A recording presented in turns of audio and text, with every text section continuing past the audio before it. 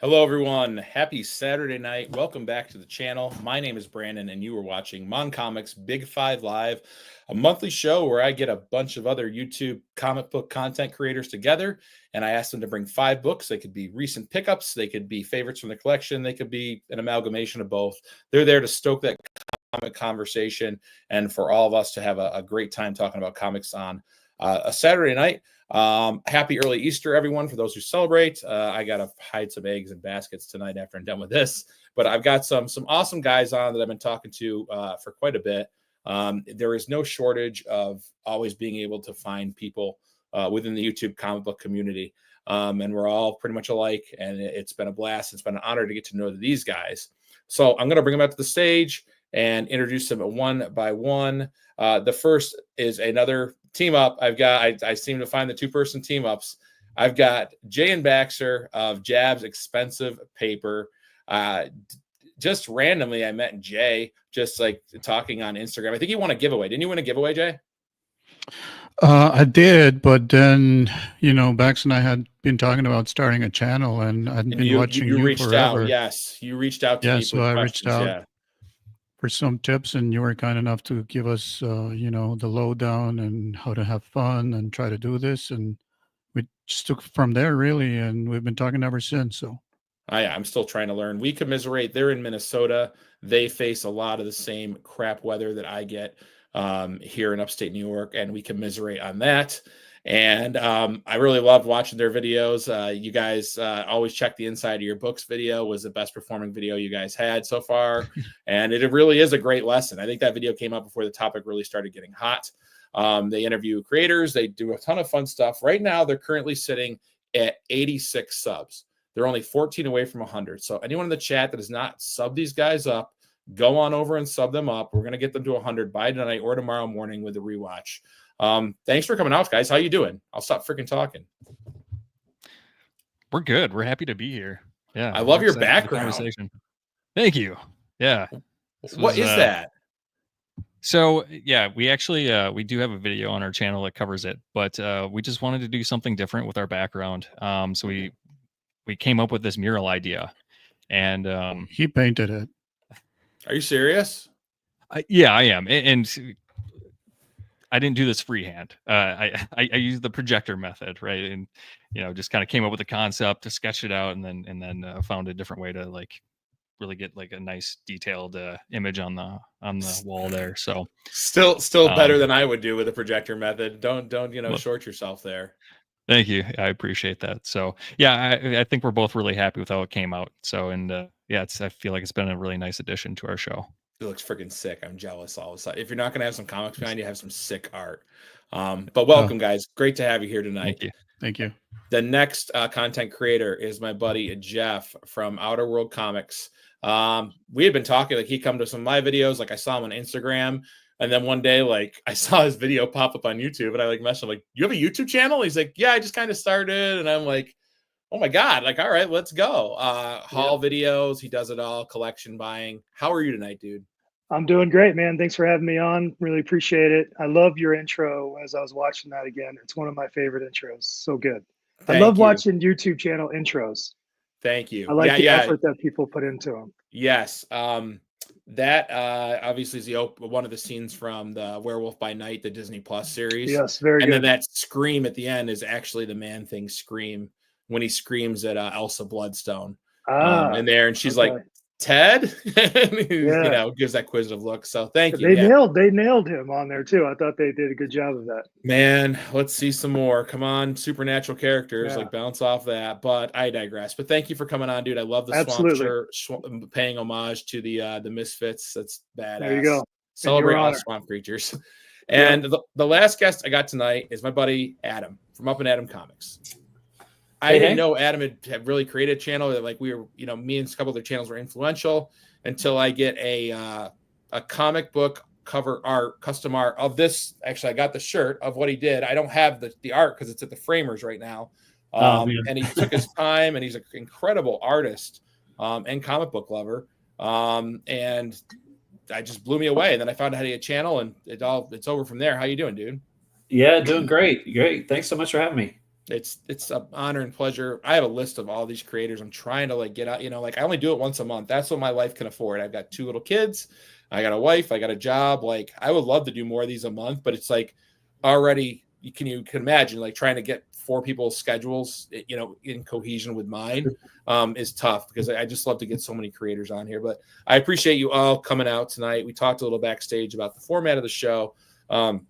Before we do that, let's say what's up to the chat. So Derek Neiman, what's going on? Hello with maybe Peppa Pig. I don't know. Cody, from where'd you get that? What's going on, dude? Happy Saturday, early Easter. M.Press Comics. Matt and Clemson is a new presser cleaner. Well, not new, newer to putting himself out there. He introduced that he started a business.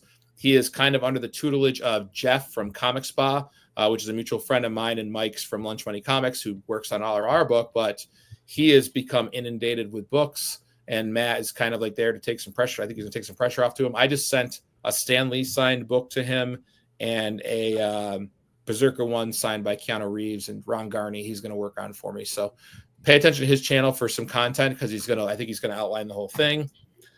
Jason from Renegade Rants Comics, my fellow. So I'm in like upstate New York, like central New York. He's like northern New York, farther than me. So I shouldn't even be complaining because that guy's never complaining and he gets crappier weather. So what's up? Okay, Richard Westfall, mod of the century. What's going on, dude? Thank you for dropping everyone's leaks in the chat. They surely appreciate it. I appreciate it. Outerworld Comics is at 210 subscribers. Let's get him up there. And Adam is at 49. So let's go. Go sub these guys up. Show them some love. Make the algorithm start finding them. Doug, the comic collector coach, what's going on, buddy? Oh, my son is in the chat. Hey, y'all, I'm out with family. When to pop. Your family can wait. This is comic YouTube. What do they think it is? I thought you were family, right? Yeah, I thought you're my son. What the hell? Who we got? We pop in the chat. I think. Oh, Adam just said hi to everyone. Oh, Brian, LCS. What's going on, Brian? Creator of the Comic Book Community Awards and fantastic guy. Chris Parker, Metallica, Pantera, Metallica and show. Suicidal Tendencies are playing 40 minutes for me tonight. And they didn't send me an email. They weren't like, hey, do you have a Big 5 Live tonight? Because we won't do a show if you're going to do your, So I couldn't go see them. But, Chris, I hope you're having a good time, man. I'm sure it's a blast. Who else we got popping in here? Kenneth Bird, evening, dude. Thank you for stopping by as always. And I think we're caught up. That's so, guys, dedication that Chris is at the Metallica show.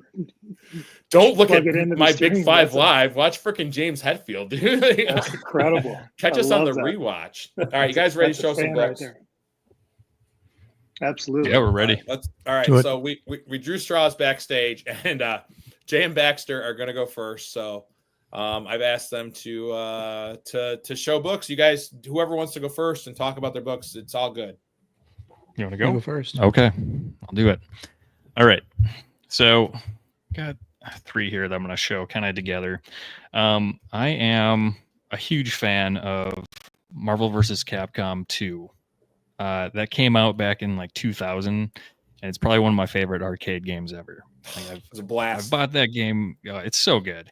It's so good. Yeah, I think I had that on like Dreamcast, and then I've had it on like Xbox 360, like every console I can get it on. Let's date ourselves. Yeah. Right? Yeah.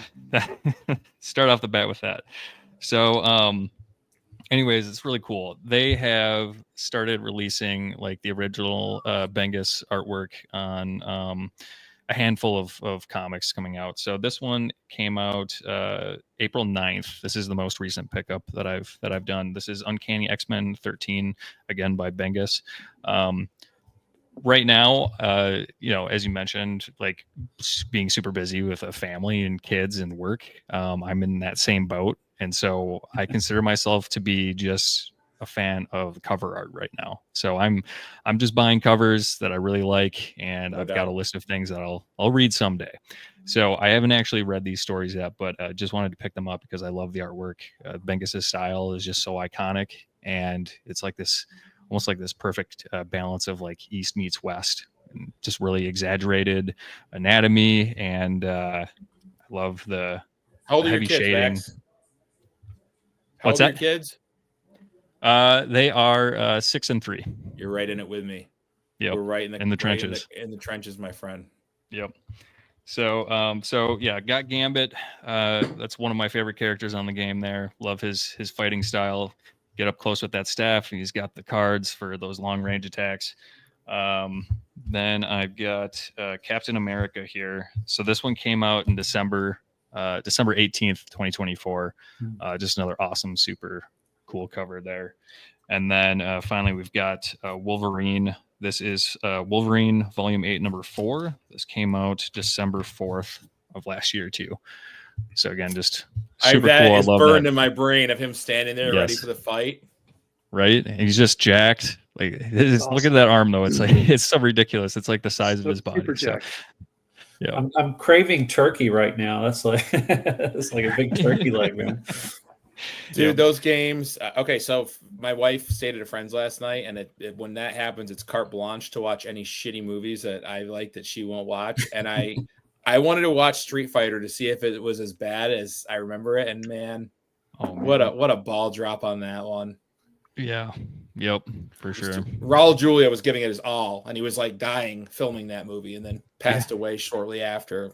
I guess it's been probably for the better at this point. I didn't see it, but no, Marvel vs. Capcom was awesome, dude. That blew my mind as a kid. That was one of the other first times that I saw two properties cross over. Yep. And I was like, wow, those are fire books. And you know what? Read, not read. Like every one of us has seen a book and bought it for the cover and could care less about the story that was inside. The story's good, great, but those are banger. I feel like that's been half of my collecting for the last year. So it's really good to hear someone say that. Yep. You've just like validated me so much. Thank you. You're welcome. Yep. You're welcome. I'm happy. It's busy. It's hard to read all the comics. I know. There's just not enough time. Yeah, there's way more comics than time, you know, so just collect what you want, whatever makes you happy. If you're a cover guy, do that. If you like reading, do that. If you like a combination of both, do that as well. You know, it's whatever makes you happy. That's what the hobby is about. And we have a great community, so why not? Exactly. What do you got? So yeah, those for a book? Oh, go ahead, Bex. Oh yeah, so those are the biggest covers I wanted to share. There's more out there. I think they did a total of 12 last year, and don't quote me on that. It's probably around it, but they've got a handful that are getting released this year too. So definitely check them out. But just want to share those 3. Those are like my favorite team up on the game. So, do you want any of like the Capcom characters covers? Like, do you have any of your sights set on them? Oh, you know what? I actually don't know that they've done any Capcom covers. Oh, so they have. That would be sweet if they did. That would be sweet. Yeah, facing them from like the left side, like they were about to fight. Yes, because that would look good framed. Absolutely, they should 100% do that. Yeah. Yep. Great choices, though. Great choices, my friend. Thank you. So this next one here, this came out January 1st of this year. I'm a big Marvel horror fan, from like the 1930s, 50s, all those classic movies. So this one I picked up. This is a 175 ratio variant from Alex Ross. Ross, he's pretty. That's awesome. Got that in my box, man. Nice, yeah. The sketch cover? Yep. So this is a sketch cover, and I really like this because it's like we're so used to seeing Alex Ross's like finished product. He's just this, realism depiction of superheroes and any content really that he covers. But so I really like this. It's just a like unfinished Alex Ross product. I thought was really cool. No, I love that book. I'm sorry, I misrepresented. I'm gonna have Jay show a book, and then I'm gonna skip it because that was your second book, technically, right? Yes. Yeah, I'm gonna have Jay show, and then I'm gonna go around the horn, and then I'm gonna come back to you. I screwed that up. No, you're good. You're good. And actually, I counted the 3 Bengus covers as free. So let's. Oh, we can end with as one. You got to pull out more comics. You're gonna have to dig in the box. Let me go run to my office really quick, and I'll. That's one. That's one. Yeah, you're gonna have to go look for more. Thank you. Sorry about that. To put up with, Jay, smoothest voice on YouTube. What's going on, Jay? What do you got?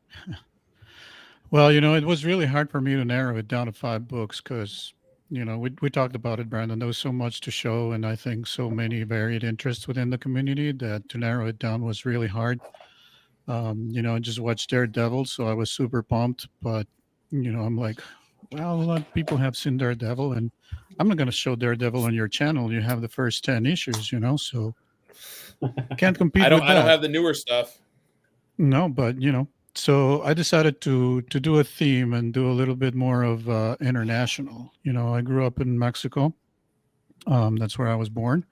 So I ingested comics a little bit different.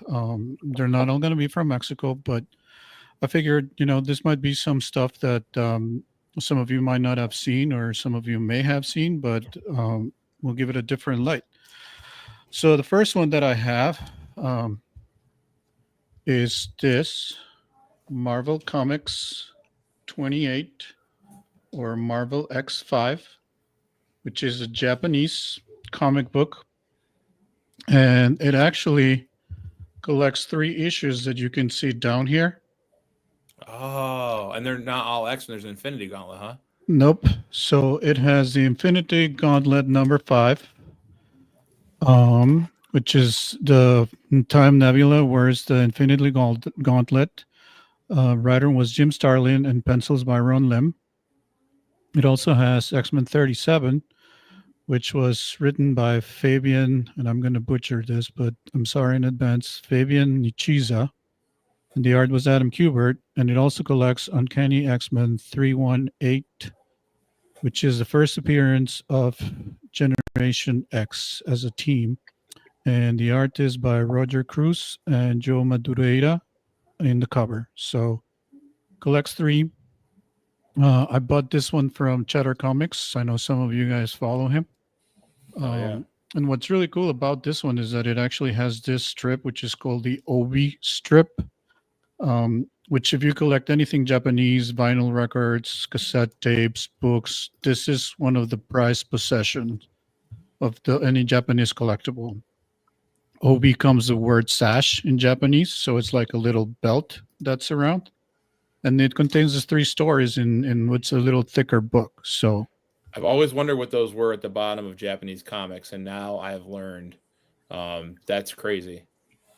Yep. Very cool. So that's my first book right there. Like I said, a little bit, we went far east for this one, but Heck yeah.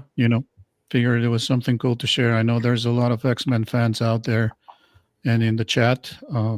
I love them, but I'm not Ryan, the Colossus Collector. I'm not hardcore X-Men, but this was way cool and an excellent price again for Cheddar to let it pass up. So that's my sick, first dude. one. That might never be shown on this channel again. So I collect vinyl, and when you get the Obi pressings, they certainly come with a little extra value. Does that transfer to comics if there's you have the Obi strip? It does. Okay. Interesting. Same thing. So, I also, vinyl is another thing that I collect, and I have a bunch of Iron Maiden records from Japan. Oh, nice. And you can see the difference. For comics, I use CLZ to do the cataloging. Mm-hmm. There's vinyl box and Discogs for I use vinyl. Discogs. And you can see the difference in price between Japanese records that have the Obi strip and the ones that don't. It's usually a good bit more. Yeah. From what I've noticed. Yeah. You guys got to come up to me or my LCS. The one, well, I call it my LCS. It's 45 minutes away, but it's Funky Town Comics and Vinyl. Comics on one side, vinyls and toy on another. It's your heaven. I don't think my wallet or wife would like that very much. Before we get going to the next person, I am going to do a giveaway to folks in the chat. Now, I'm not going to tell you the hashtag right now because the last time I did that, something screwed up and only 2 people entered. We'll do it at the end, but just to show right now. So I talked about this book recently, Howling Commandos of S.H.I.E.L.D. #1. It's fantastic. So the team's led by Dum Dum Dugan, and he's recruited all these monsters to fight like a zombie threat that's coming in. I just bought the trade paperback online, so I'm passing this on to someone else in the hopes that they enjoy this comic, because the best part of this comic, obviously, to me, Man-Thing, they're getting their butts whooped, and Dugan's like, we got to call in the big guy. And they're like, what do we need, a code green? And they make it totally seem like it's a Hulk, and they drop Man-Thing in, and it just destroys everyone. So hope that goes on with someone following that same suit. Man-Thing #2, the R.L. Stein version that retells the origin of Man-Thing. So you can see Ted falling in the water and turning into the Man-Thing. I'm a huge cover. Yeah, it's a sick one. Predator, issue 2. relatively recent modern comic, but again, I love the cover. And I got to share my Predator love. And speaking of Predator, Aliens vs. Predator issue 0. I think we're going to see a new movie of this relatively soon. If the Predator franchise, Prey was successful, you've got 3 coming out this year, which is Killer of Killers is a like anime almost style animation coming out in June on Hulu. And it's like an anthology series, and it's going to feudal Japan, World War II, and Viking times. And so they're doing that. They're doing Badlands and another, I think maybe Prey 2. So if they do those well, I think we'll see this come out again. And then the last one, I got to do a little Silver Age. So this is Forbidden Worlds, issue number 123 from 1964.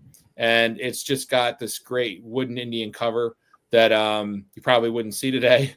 But it's just a really cool, beautiful, stunning red trade dress. And I had to throw some Silver Age in. So everyone in the chat will be eligible when it comes time. And all the guests on the show, too, feel free to enter the hashtag that I give out to win these. So just my way of thanking the community for showing up. But awesome. Let's get back to books. Oh, Outerworld Comics. Jeff, what do you got, all dude? Right. Well, I thought I'd go with my first book. Now I kind of showcased this, I think maybe in my second video. And so when I got back into collecting last year, kind of one of the first hauls that I had was I put out a message on my community, my HOA Facebook page, and a guy had a box of comics, and it ended up being a bunch of Golden Age, Silver Age books, and so I got this out of it, which is Purple Batman. Oh, nice! It's actually the debut of the Rainbow Batman suit, which I didn't even know existed. I mean, I didn't know anything about Silver Age. I mean, this came out in 1957, so I'm still even learning. Like, is this technically Golden Age? Is it Silver Age? This is kind of in a year that I get a little tripped up on. But yeah, it's the debut of the Rainbow Batman suit. It's got a little condition issue, which also for me, learning kind of like, hey, just because a book is a little banged up, it could still hold a lot of value, based on kind of the significance of the book. I didn't know anything about that kind of stuff. I only had books from the 80s or 90s at the point when I got back into collecting. So I had a lot to learn. And so I look at this book as kind of one of those books that really helps me kind of, get a little deeper into comic book knowledge and grading and just everything, Silver Age, Golden Age. It got me into kind of exploring, old school Batman stuff. And there's just so many silly covers and silly stories and just crazy villains. And of course there's, people like Joker, who's awesome, but like, I didn't know that Batman had a rainbow, suit. So that's pretty killer to me. And, yeah, so it's got some value for sure. I thought about getting it graded. I have not taken that step. I think I had this cleaned, maybe. I can't remember. There were some bangers. There were some bangers overall in that collection, though, right? There were some great books. I got another one I'm going to pull out. Did it blow you away that it was like your neighbor? Yeah. Yeah. Actually, we took the neighbor's daughter to Kauai with us last year. So that's so he knew who I was and reached out to me. And but honestly, when I was going through that box, my knowledge, all I was seeing was books that were, a little beat up, and thinking, I saw Batman. That's cool. I know that's got to be something. But there was like 3 books in that collection that I spotted, and I was like, okay, that's interesting. But it was a learning lesson for me. Just, a beat up Golden Age Superman, like a number 98 or whatever, 89 or something that I got out of there, has value. That's still, even beat up, it's a good book to have in your collection. I didn't know any of that. So that box of comics was like a huge learning lesson for me.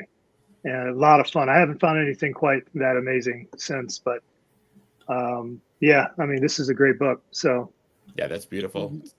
I don't find that around very me. Cool. It's all modern books around me. Someone's got a 90s collection of 50 books they want $1,500 for. So I mean, that's 95% of what I deal with. Yeah. I mean, I'm not like the one that I always think of is like Tyler over at Pocket Full of Comics, who seems had a run there. He's running into collections left and right. I don't get any of that in Colorado.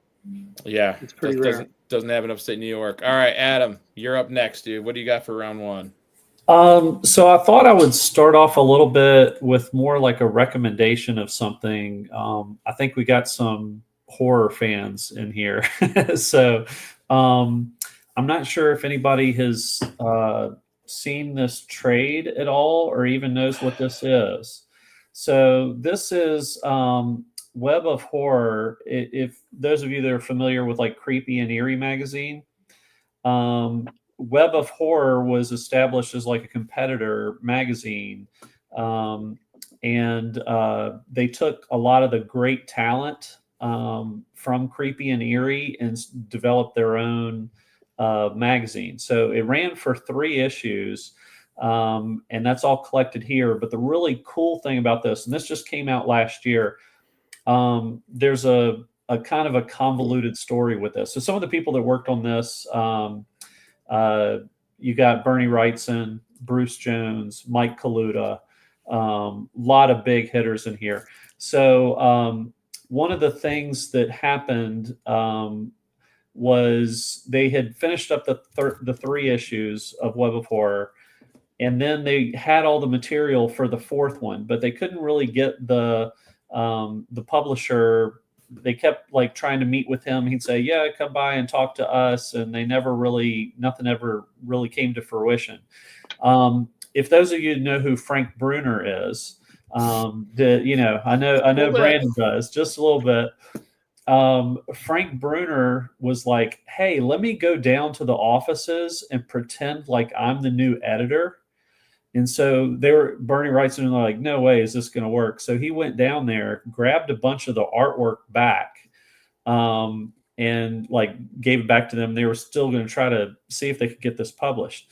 So then eventually Bernie Wrightson and Bruce Jones go down to finally try to meet with the guy, and the office is completely abandoned. There's actually paper blowing in the wind in the halls. It's like completely empty, and a lot of the artwork went completely missing. No. Including like a Bernie Wrightson short story and a whole bunch of stuff that was like just lost. Magically in 2014, some of those pages started showing up on Heritage auctions. And so they had the editor of this has collected all of that, and they have all the stuff for the 4th issue that's in here for the first time ever to be seen. So if you like, black and white, horror anthology stuff from the, 60s and 70s, I mean, this is just absolutely wonderful. And, I know anthology stuff is getting really big, like in, with the EC Rebirth and Hello Darkness and some of the, Creep Show, some of those recent ones. But I would put this up against any of it to blow it out. So this just came out in trade towards the end of last year. They did a Kickstarter for this first, but if you have a chance, try to order it. It's through Fantagraphics that put it out. But yeah, like this was one of the Bernie Wrightson covers, did the cover for number 3. The artwork and the stories are just outstanding. So cool. And it was just like one of those things that's kind of a shame that it never went anywhere. But yeah. So that's my first one. At least it's found now. That's amazing. I love stuff with stories like that. Yeah, so cool history to it. Yeah. Someone Very on cool. here, someone was like, "I'm going to send this into Heritage." Knew exactly what they had. Well, no, what it was the publisher had actually put all of his stuff in a storage unit that he thought was just trash. And after he died, somebody had gotten into the storage unit and found all this art and then just put it up on Heritage. Yeah. Crazy. That's crazy. Insane. All right, let's stick with horror. This is a recent pickup for me. I actually bought it 6 months ago, and I forgot that the seller on Instagram, his name is Andrew. He runs a page called Comic Fanatic 86. He's a really awesome seller. He will hold books for you. So like he has Tuesdays and Thursdays sales. If you claim a book on Friday, he'll message you and you say, "Hey, you owe $30 for this comic. I can send it out and shipping is $6, or you can build a box." And so I usually just build boxes. Well, I forgot I bought this. I was going to use this for my Halloween show, and I just forgot that I bought it. And then he reached out to me. So Andrew, I'm sorry if you watch this. He's a great guy. I met him at Terrificon. And he sent this out to me, and I was giddy to get it because I hadn't gotten any kind of 70s horror in a while. But it's House of Secrets, issue 98 from 1972, and a name that you just mentioned, Adam, Mike Kaluta. Great cover art by him. And then Mark Hannerfield was the stories on this. It's an anthology of 6 horror stories. He had this at mid-grade, maybe because of the gnarly tear up there, but you never see like the red, really solid red trade dress. I'm a huge fan of any of the covers that show, and you see a lot of this trope with the Bronze Age horror of kids looking in on something horrible happening. And this guy's like turning into a cockroach or something. I don't know. But it just struck me when I saw it. And man, issue 98, only 6 away from another big one. So I wish I could find that in this kind of condition. So yeah, Bronze Age horror, any kind of horror. I will read the anthology stories in this one. It is the belle of the ball when it comes to 70s horror. What's up, Dope Comics? Another great YouTuber right there. So yeah, I had to show off a horror book tonight because outside of that tear, that book looks fantastic. I know, right? Color's great. It's interesting the way they did this spine. It's not rolled, but it's flat, so you can see everything. And always love the bat for the House of Secrets of DC up there. So yeah. There's always kids seeing something they shouldn't sell. Absolutely. All right, that concludes round 1. Guys, that was a strong start, and I'm going to swing it back to. No one knows the order. This is fun. Outerworld Comics. Oh, shoot. All right.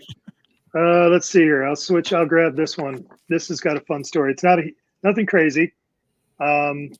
Masters of the Universe, and it's the 1982. It's the first time the series was published by a major publisher. The reason I pulled this out is because I always think of this, how I got this book. It was a Facebook Marketplace ad, and the guy had a picture of comics, nothing crazy in there. I noticed a RoboCop magazine, the magazine, which is the first appearance of RoboCop, and he was asking like $20 or something. So it was one of those rare deals where the guy is actually not asking a lot of money. I saw it seemed like a good stack of comics. I saw the RoboCop, which alone, would have covered it if I sold it. I didn't. So I jumped on it and drove over to his house, and he was moving to Germany or something. And he had this really nice Volkswagen Beetle in there. He was a cool guy. We just got the wrapping and for a long time standing in his garage talking. Well, I'm sitting there looking, and he had up on the posts in his garage, he had thumbtacked a bunch of comics all over the place. They were in bags, so the staples were through the bags. So the books were all good, but they were just all over the place. And I saw this Masters of the Universe, and there was Alice Cooper, like that Marvel premiere with Alice Cooper on the cover.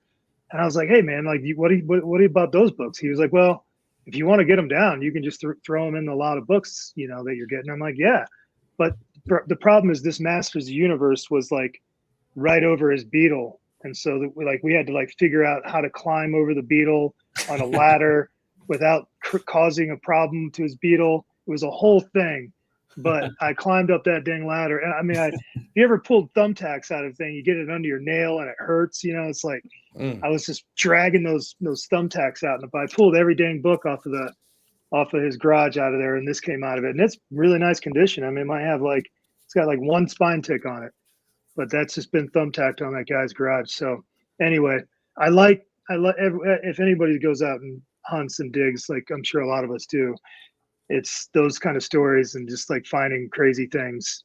I always think of Lunch Money Comics when he talks about strange and unusual places. Well, that's what that is right here. So, hanging in a garage, yeah. That's why I'm showing that one. You work for that one, man. I did work for that one. Yeah, 100%. I love, man, I grew up with He-Man too. I got to get that comic. There's a lot of 80s comics you just need to own, right? Brandon, what did you say? 6 away from a big one? So, dang. So I got a big one here.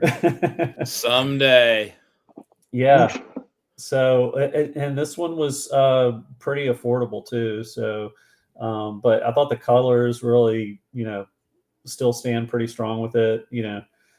You got Louise Simonson posing nicely for, or she was Louise Jones at the time. Right. You know, posing, and I know it's not Man-Thing. It's a different swampy creature. I love all swamp creatures. This one's badass. So, yeah, definitely. I mean, as I said before, like big Bernie Wrightson fan. Like this is just the iconic one from him. So, yeah. What would you think? Estimated? Like, what do you think that got grayed out at? I mean, it looks beautiful from here. Yeah, I mean, it's got a little bit of a spine roll. I mean, it'd probably be, you know, a 5, something like that. You know, I'd take that all day. All yeah, day. right. All day, yeah. I think I paid $300 for it. So Oof, that's Dope nice. said, yeah, that's a big one. I love that book, but the story is terrible in it. And that is a book, even if the stories are terrible, for that cover, like it's one of the most iconic covers in all comics. Oh, the story. I mean, the Swamp Thing story is not bad. I got to read it. Yeah, the Swamp Thing. So you know, and I'm not a big slabber, so anything that, you know, is like, as soon as I get it, I'm like, oh man, I got to read it. So that's kind of. Yeah. But yeah, it's fun. That's But awesome. yeah, they kind of redo his whole origin and everything with the regular Swamp Thing one. Yeah, but it's not actually Alec Holland in that one. yeah. All right, Jay and Baxter, I'm not going to let you follow that up. I'll follow that one off. I'm not going to send you guys after the house. So, guys, I'm going with like a very obscure book next. It came out in 1998. There were only, you know, you can use the CGC census as like a kind of like a layer of how many, you know, how rare it is. But this is Darkhorse Presents issue 137. Yeah. Really cool book. I didn't know about it until Big B McFly, the comic book guy, turned me on to it because he knows I'm a Predator fan. So it's from 1998. It's written by Ron Mars and pencil and inks were by Claudio Castellini. And I'm actually going to throw up. I figured out how to kind of be tech savvy. I'm horrible. I got to get some lessons from Jay and Baxter on the tech savvy stuff. If you watch their videos, they're very well edited. I wanted to throw up a file or a picture. 1 second, guys. Bear with me because it's black and gray, and it's all Darkhorse Presents are like a series of comics or a series of small stories. And I don't know why it's telling me a little image. Bear with me, guys. So they're all black and white in here, which really is beautiful, actually. When I started looking at them, where are they? Let's see here. I've not seen the the Nazi swastika, and Predator. That's crazy. It's great because this story, it's not letting me upload files. I could do it before, but it's not letting me now. That's weird. Oh well, we'll skip. It's all good. But the story is called The Demon's Gold, and it's the Nazis have gone to South America. And they've destroyed this whole village. It killed everyone in it because they heard this amazing treasures there. And they keep this one little boy, let him live to show them where the treasure is. And he walks them into this cave, and they show this just amazing, just a huge cave full of treasure. And all of a sudden, the Predator comes out and starts picking off the Nazis one by one. And even though it's black and white, it is gory. It's very violent. There's like the first panel is like a shuriken, a Predator shuriken splitting a guy's skull in half. A lot of decapitations and spine rips. And the boy thinks he's going to die too. But of course, the Predator has no interest in killing the boy and just walks off. And the boy is like, but that was when I was much younger and I'm much older. And the treasure is still a secret. And that dies with me. But it's just a short story. It's black and white. I don't see many of these often. You don't see them with the swastika and stuff on it. Again, piece of history. But really cool. Darkhorse Presents, ushered in Predator and the Predator stories, Alien vs. Predator, stuff like that. So I had to take this book out and show it. I haven't looked at it in a while and I read the story a couple of times. It's like 3 or 4 pages long, but in that time, those guys tell such a story with their art and the dialogue that it's awesome. So anyone wants to look this up online and give it a read, it's good stuff. I just watched Band of Brothers. I just ran through that again, and it would have been nice had there been a Predator showing up to tear up some shit right there. That would have been good. Oh yeah, Nazis are great fodder for anyone in comics really to just destroy. You never feel bad. Like Battle of the Bulge with the Predator and the trees. Yeah. Oh, yes. You never feel bad. All right, Jay and Bax. Bax, I'm making you pick more books, man. Those 3 only count as one, so I'm gonna have to. I got 2 left in front of me. I gotta figure something out here. It's all right. We'll go back around. Whoever wants to go first this time. Yeah, well, good thing the studio's in his house, so he can go pick up some other books. But, Brandon, that's a book I've been after because I just love that cover. I'm a big buff of World War history and everything that has to do with World War II. Oh, yeah. And if it's comics related, I try to get my hands on, I do a lot of Invaders, which, of course, it's the Avengers kind of fighting evil Germans, and that kind of thing. And it's just great. And thanks, by the way, for not letting me go after Adam, because I suddenly felt like a small fish in a big pond. But every once in a while, someone does that. Someone not at all. Sorry. No, I'm just kidding. I'm kidding. It's. But to stick with the German, I've got this. Now awesome. we all know that first appearances can be expensive, right? But what if you get the first appearance in a different language from a different country? So this is the Amazing Spider-Man from Germany. It's a facsimile. It's published by Panini Germany, and it came out in 1999. So I debate, in my mind, that this is the first appearance of Dr. Octopus in Germany as we know Germany today, right? Because if you know history, before 87, 88, we had 2 Germanys. And in one country, they had published Spider-Man comics. They were called Die Spinne. It wasn't Amazing Spider-Man. It was actually Die Spinne. And they were all published out of order. Number 3 of Die Spinne actually published Amazing Spider-Man number 1.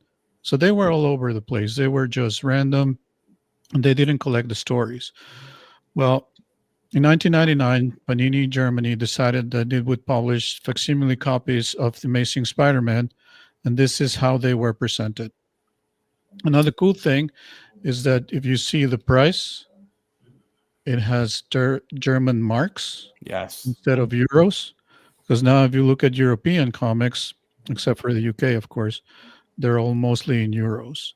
So the fact that it has the currency of Germany back when it was, before the European Union, I think it adds another piece of cool collectible stuff to what I debate is the first appearance of Dr. Octopus in Germany as we know it today, since I'm really not looking forward to pay the hefty price that first appearance of Dr. Octopus costs today in the US, be it slabbed or even in a 0.5. It's not a cheap book, but this displays beautifully. And another thing I like is that the paper that it's on, I wish you guys could see the quality of the paper. It's great. It's amazing. I can tell just from here. And it's going to hold up for many, many years. So now, is that image reversed on the original Amazing Spider-Man? Isn't Doc Ock on the left? No, it's the same. It's the same? Okay. Yep. Well, it looks great. It's the same, but it's all, it's all in German except for obviously the trade. So. And the interior of the book's completely German? Yep. The entire book's in German. Love for it. It's kind of neat to have the trade dress in English. Yeah. Yeah. That's badass, dude. Yeah. Love that. That's my second book. Very cool. Very cool. Sticking with international. Love it. Do it up, Baxter. What do you got? Well, this was my second book. Show it again. I was so trigger happy. I saw that at Free Comic Book Day last year, and I was getting my free comics. I'm looking for Silver Age books. I saw that, and I was like, holy crap. I'm a huge Creature's my favorite Universal monster. That movie is just wonderful. And he captured that on that cover. He captured that scene. Yes, he did. Like it's such an iconic scene too. He's finally like messing with Kay, and it's great. I love this movie. It's probably my favorite monster movie. Yeah, me too. I didn't want to go swimming after that because you never you never knew it was just out of reach. Felt too real. Mm-hmm. Show another one. I don't care. You're gonna have to go get more books. Show another book. What do you got next to you? Okay. We got another creature. Yes. Yes. Awesome. So this is again from the same series that Universal is doing. The Creature from the Black Lagoon Lives. This is issue number 4, and this is a Jenny Friesen cover, which Love Jenny Jay. Yes, Jay got me onto her, to show me her work, and absolutely fell in love with her style. I find like her work is just it's really soft and haunting at the same time. And then I really love her use of just like the earth tones. And I found like she really found a good like color harmony on this cover. I love how that pink pops. It's really complementary with the greens. And I just think she knocked this one out of the park. So, but yeah, always a Jenny Friesen fan now. So I've been collecting that series. That's been great. The Frankenstein was great. Yep. I don't have that. I think that was the first one they started with, was that creature of Dracula. Yeah, it was. Was Dracula? Dracula. Oh, okay. Yep. Oh, okay. Well, see, I need to get Dracula too then. I will buy any Dracula cover I see right and away. The artist Matthew Roberts, he's actually going to be at my LCS for Free Comic Book Day. Oh, nice. Dude. Yeah, nice. so I'm going to get some stuff signed by him. Those have been good. That's a good series. Joe Jusko will be at mine. So if any of you guys have any Joe Jusko stuff you want signed, send it out to me. I'd be happy to get it signed for you. Marvel Masterpiece cards, that was the biggest thing he's known for. But round 2, we heated up with House of Secrets 92, some Friesen, and some great stuff. So on to round 3. Doesn't know who's going next, but Jay and Baxter, great choices. I love international comics. I don't get enough international comics on the show, and I don't get enough Friesen love on this show. So this is going right down the road that I'd like it to go down. But I digress to Adam. All right. I have another giant size X-Men 1 next, or what? No. I don't have a number 1 to show, but I do have a number 2 to show, which is FF2. Son of a bitch! Damn it! I got a foil version over here. Yeah, so Fantastic Four is like my big series. That's what I'm most passionate about. This has water damage and everything, but it's complete. It looks good. I'm only 4 issues away from having all of it. So I just need 1 and 3 through 5, and then I'm done. So this is definitely my oldest, but for the FF series, and fun story when they turn the Skrulls into cows at the end of it, which is just they trick them into being cows, and it's like a long time. It's one of the, I want to say it's one of the Fantastic Four annuals that the Skrulls that turned themselves into cows actually become Skrulls again. But they from the 60s till probably like the mid 90s or so, they were cows. So kind of funny. But this book, so I actually got it on a trade. So I did, I have a friend of mine who came into this amazing collection. He's got everything 60s and 70s, pretty much, most major keys of everything. And me, some friends of mine, we kind of always look out for each other. And if there's something that we like, they know I'm the big Fantastic Four guy. So he actually gave me 3 issues. He gave me 2, 9, and 11 of FF. And then for what I traded him, I gave him, he's really into war books. So I had a bunch of Golden Age war stuff. So I kind of gave him all of that. And then he also really likes Tomb of Dracula. So I gave him the full run of Tomb of Dracula. Some of that was number 10, I got signed by Marv Wolfman and some different things like that. But I came out ahead, I know, but it was still he was like, you need to have this. And he's like, I don't even care if you give me anything for it. You need to have it. So it's the first time that book's been shown on the show. Thank you. Oh, very cool. Yeah. Yeah. But, it's very honored to have it. And so that's my big one. labor of love right there. That run. Yeah. I know better than most. All right. Wow. Jeff. What do you got, brother? Jeez. Following that one. All right. Well, so I got this, which is Monsters Unleashed #1, since we're talking about monsters. Oh, awesome. I've been looking for that. Yeah, and I have 2 copies. This one's pretty high grade. You know, as I said, I just started collecting again last year. I never was into magazines, didn't know a whole lot about horror, and got super obsessed with collecting all things horror. You know, as a kid, I loved all the Universal Monster stuff as well. I'm turning 50 this year, so I mean, I can remember watching those on black and white TVs. Like my dad was a truck driver. He had literally had a black and white TV, so I could remember watching these. And the Wolfman was always my favorite. My favorite horror movie of all time is American Werewolf in London. So just love werewolves. And anyway, so I am working on. I've got a lot of these now. These Monsters Unleashed, but have a pretty nice horror magazine collection in general now. So I love them. I'm trying to get them in high grade at this point because I tend to run into them on Facebook Marketplace. That's kind of where I've ended up hitting a lot of these monster magazines more than anything. But yeah, I don't know. It's a beautiful, beautiful cover. I love everything about it. Love werewolves. My werewolf collection is growing quickly. So you like Dog Soldiers? You know what? You're talking about the movie, right? Right. Yeah. Maybe it was based. I don't know where. I was doing a Google search or something of like best werewolf movies, and started watching that and got halfway through it and then got pulled away, and I need to go back and watch it. That was within the last month. Great one. I will die on the hill that American Werewolf in London is the best transformation scene in Werewolf. It's great. I mean, for what they had to work with at that time and how they did it. And yeah, that's my favorite werewolf movie too. I just, it's incredible. The soundtrack to the weird fever dream of the Nazi werewolves attacking his family. I mean, I saw that when I was younger. It screwed me up. I was like, holy crap. Like, what is this? Yeah. And then you watch it as an adult and there's some pretty great humor in it. And there's some social commentary, I feel like, happening in it. It's a much deeper movie than just a werewolf changing into a werewolf. There's more going on there. It's a great, great movie. So anyway, there you go. Monsters Unleashed. I have a couple of the Man-Thing Monsters Unleashed titles. I'd like to get them all because I'm just the same as you.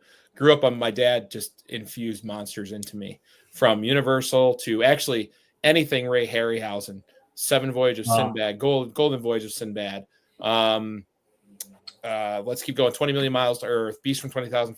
All those, like the stop motion animation that guy did, just revolutionized everything. And then even into fantasy. Like, did you guys see the movie Dragon Slayer? Do you remember that movie? Yeah.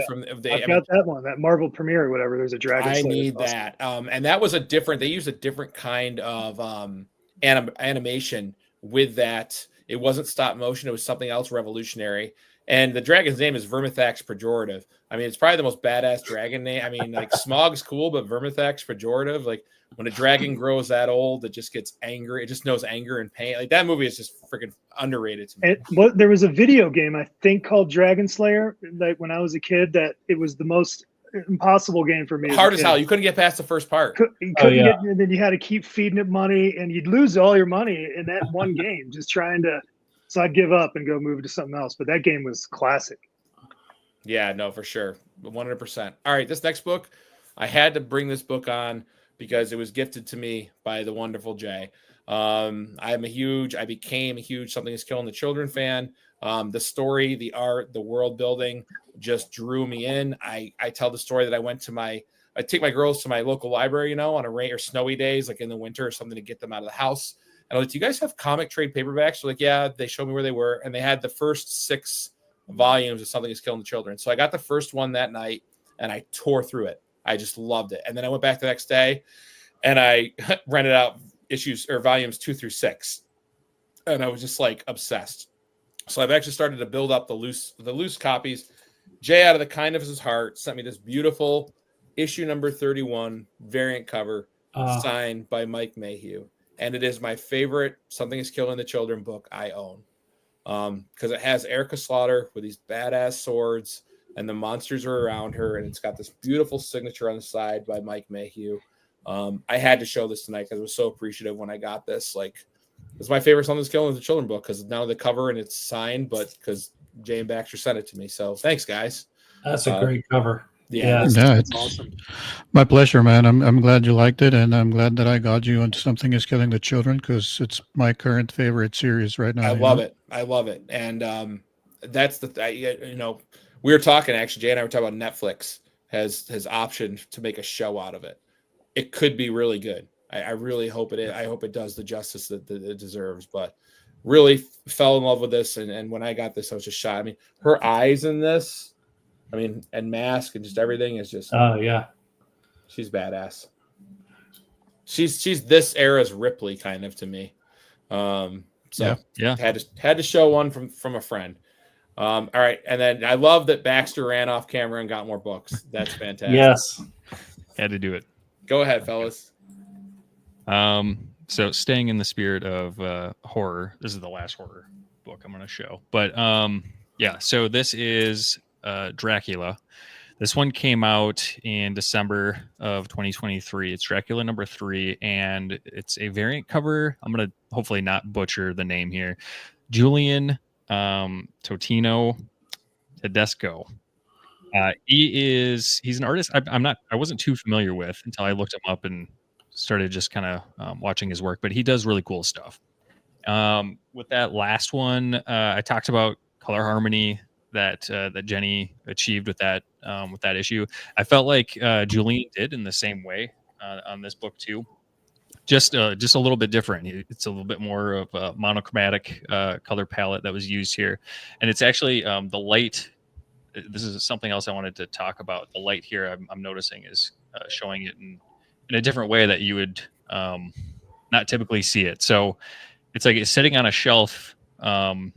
This ends up becoming kind of like almost like a book that it just lives in the shadows.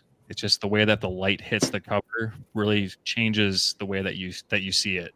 And so I thought it was really cool. It's like, yeah, you shine light on it and all of a sudden it kind of comes to life, and you start to see those different shades of blue that were used here.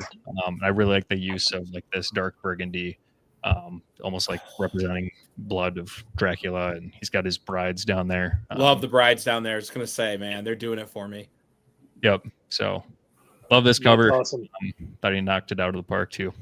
All right, monsters. I'm gonna assume every one of you on here has seen the Monster Squad. Yes. It's been a long time. just recently, actually, for the first time. So Free Comic Book Day. Who's that artist that's hot right now? Mark Spears. Mark Monsters. Spears. Mark Spears. Mark Yeah. Spears.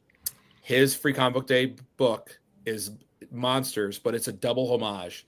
So it's the Straight Outta Compton cover homage where they're all looking down, but the monsters are all the monsters from Monster Squad. Monster Squad. Yeah. Yeah. Wow. Their likeness. So like someone showed, I can't remember who showed me that. They put the preview out for it, and I was like, holy crap, that is now my number one on the hit list. And Dracula, I mean, I celebrate them all, dude. The original Dracula, like you just, and that cover, like, you're right, it's banging. Did you just go grab that, or did you already have that? No, that one was out. I already had Okay. That was part of I was like, damn, that was a good quick call. Well done on Dracula. Jay, what do you got, dude? All right, so this particular one, it's not a big key, but we're going to the land of wine and pizza. This is Batman 287, and it holds no particular significance other than I collect books that came out in my birth year. And if they came out on my month and birth year, even better. So I'm going to need Bax's help to put this one up. And it's Batman 287. The US version came out in May. Well, I'm dating myself here, but don't hate. And this one, the Italian version, came out in 1977 also, but in November. So only a few months after. I did take them out of the bag because the one thing that I want to point out is that the quality of the paper is great. You'll see the colors, and I'll have Bax just point out we'll go with the first page. No, the first page. Okay. The quality of the colors. Whoa. Yeah. How different it is. Night and day. Do you know why that is, Jay? Is it something with, it had to be the printing process, right? Yeah, it had to. And the quality of the paper, I'm sure, because this is thicker paper. it doesn't feel like it's going to get destroyed when you're handling it, so I feel a lot more confident handling these books outside of bags and boards. But you can see the colors are still vibrant, like it was printed yesterday. So that's another thing that some international books have over US books, and I'm not hating on them. I'm just, stating a fact. What I'd like to know is, does that saturation run through the entire run? That's not just a case of being one of the first books printed, or like just, it's got to be. I imagine it's through the whole run. I imagine they probably use maybe even better inks or process for it, because that's just night and day next to the US version. Yep. I think it's the entire run, because I have other German Amazing Spider-Man, and they are the same quality. So I think that it stays throughout the whole process. Yeah. This feels like the one that I'm holding. It does feel like like an American book from that time. It just, it doesn't feel like it's faded or anything like that. And from like the international books that you've shown me, like the colors they pop more. It just seems like a higher quality paper consistently that they use. Now, here's a funny thing. Can you do the last page? Yeah.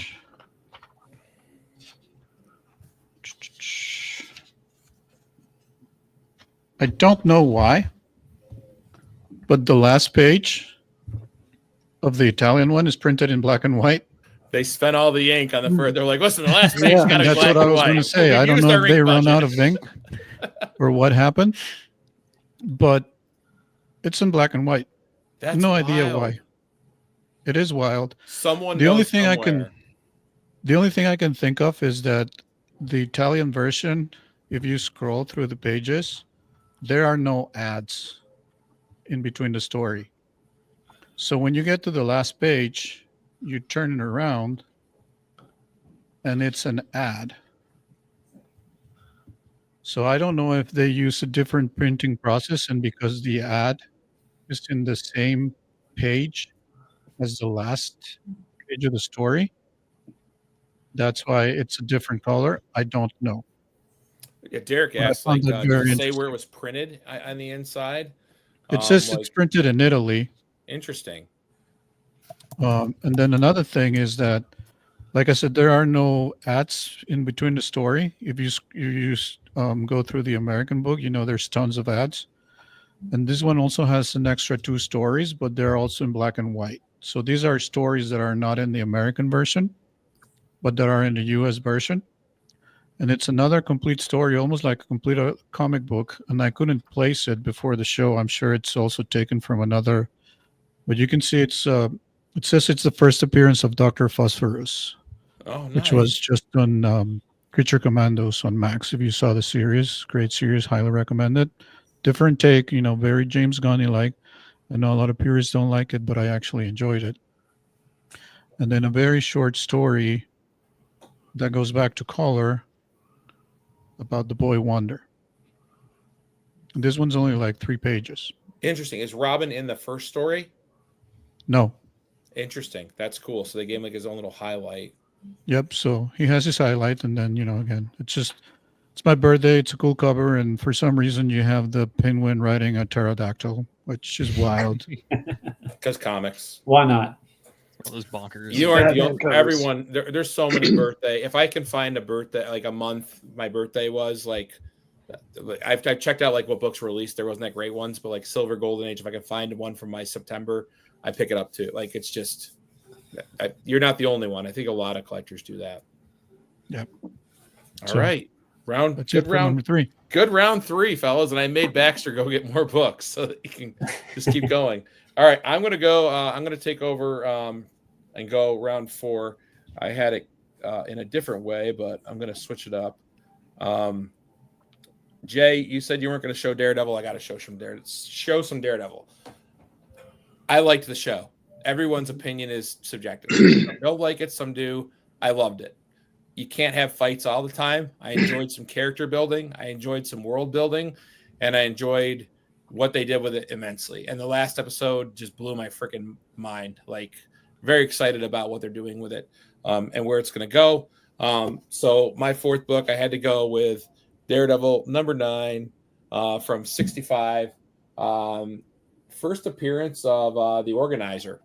Yeah, real important character, you know, the organizer. But Just like Stiltman. What does he do? What does the organizer Is do? that the guy that's on the cover that he may see? no, you got the swordsman over here. The organizer, I Okay. think, is down here. It's weird. He just books meetings, or Yeah. he has his day planner out, and he's like, "All right, I can pencil you in right here." I wish I could be organized like That's the organizer. outrageous. His weapon of mass destruction is a Rolodex. Yes, this is the highest grade Silver Age book I own. I got it. I was shopping on the Fantastic Collection website. I don't know if anyone in the chat or the panel is familiar with it, but it was a collection that came out of Michigan, where a father who was a lawyer had amassed this huge collection, and his son inherited it, and they started getting it back out into the world. So it's not a pedigree, but they gave them their own custom label. I did own this in a lower grade, but I was shopping for a different book at that time, and I was like, yeah, you know what? I'd like to have like a sub 10 Daredevil in a high grade, white pages. And I'm a huge Wallace Wood fan, and he did some great work on these early Daredevils. I just love how he captured Daredevil there. Organizer. The organizer. So I had to represent Daredevil because I did love the show. That's awesome. And I can't wait to see. I was hoping that you would open it up to a little discussion on the show. I liked it a lot, but I get hung up on annoying characters. And Karen Page in the original run, I found her to be pretty irritating. What do you think this time around with her? No, she was great. She's no problem. Heather Glenn took over that spot for me. I found her a character to be awful, and I'm happy. It seems like there may be, no spoilers, shifting her towards a heel role or some kind of, I don't know where she's going in that direction, but I totally didn't see where they were taking her. Well, I feel like the writers had to be like, this character's terrible, because the show, they had the original showrunners, and then they changed it. So they must have gotten their hands on this character and just said, what are we going to do? I don't know. I'm just, making it up in my head, but she was so bad. And like, I don't know why. I guess I don't read Daredevil, so I don't know if like his love interest is a thing that's always happening in all of his storylines. I know Elektra was a thing. I don't know, but I found her character to be a waste of time. I didn't like it, and I get thrown off by these things. But I thought it was a great show. Bullseye, I just thought I thought she was interconnective tissue between characters. That they might have been able to do in another way. I thought, I don't want to spoil it for the chat. I'll talk backstage. Has everyone here watched it? Has everyone on the panel watched it? Oh yeah. Yep. Okay. Yeah, we'll talk backstage then. I don't want to spoil it in case I don't want want to caught up in the chat. It was a great show. I like how they show Bullseye's abilities, like how good he is at taking people out. Ruthless. I like Ruthless. seeing that. Yeah. In the very first episode, he's killing grandmothers in the stairway.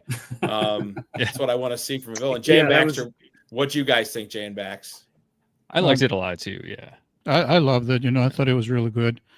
I like Daredevil. I like some of the earlier stuff, so I haven't kept up a lot with, the newer comics, because I know that in the later stuff, he's even gone to hell and come back and that kind of thing. And that's a little too much for me. But, I know there's a Heather Glenn in the comics. I just don't remember if she's as bad as she's in the show. And he's not blind. No. Yeah. But, I really enjoyed it, and the way it ended, and the fact that it had a mid credit scene was great. I loved how that ended, and I'm like, oh god. But Frank. again, no spoilers. So Yeah. They went there with Punisher, with his punishing. They took him there. It was, They did. It was all that too. That was good. Adam, what'd you think?